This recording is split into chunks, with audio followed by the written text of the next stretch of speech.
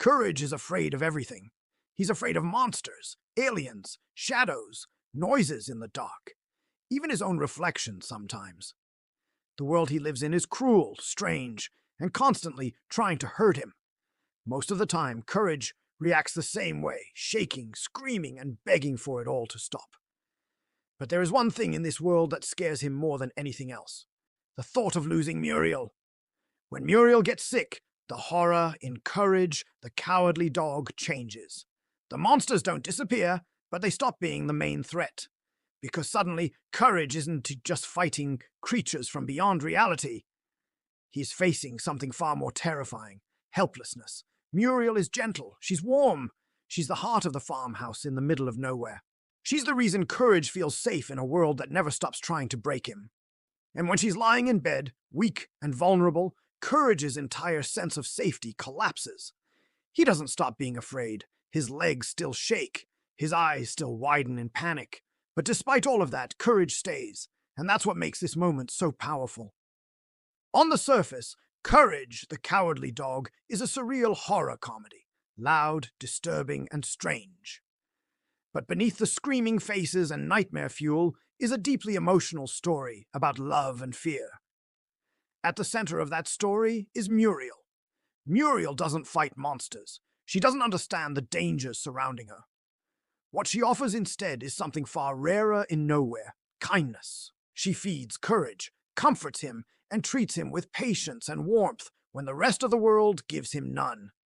For Courage, Muriel isn't just his owner. She's his home. So when Muriel becomes sick, the tone of the show shifts. Illness isn't dramatic. It doesn't roar or announce itself. It's quiet, slow, unfair.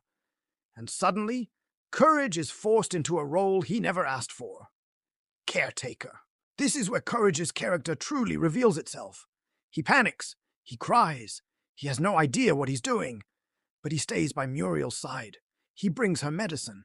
He watches over her. He leaves the safety of the house, something he hates, to find help. Every single action costs him something emotionally. Courage never becomes confident.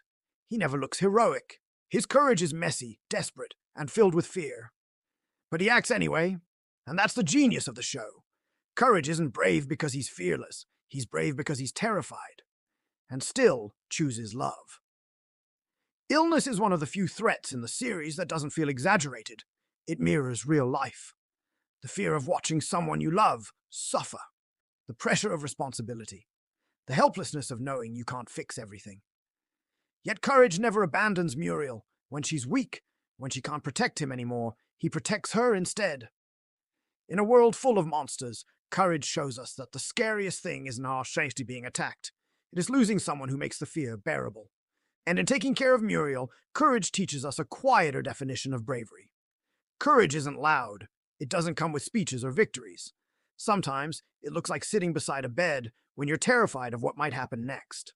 Sometimes it looks like showing up when you feel completely unprepared. Courage never changes who he is. He remains anxious, sensitive, and afraid. The show doesn't reward him by taking away his fear. It honors him for acting despite it.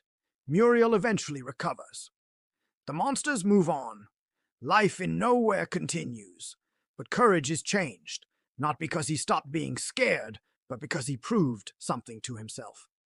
That love can be stronger than terror. And maybe that's why Courage, the cowardly dog, still resonates years later. Because deep down, we're all a little like Courage, overwhelmed, frightened, and trying our best in a confusing world. Sometimes, the bravest thing we can do is stay. Sometimes, courage is love.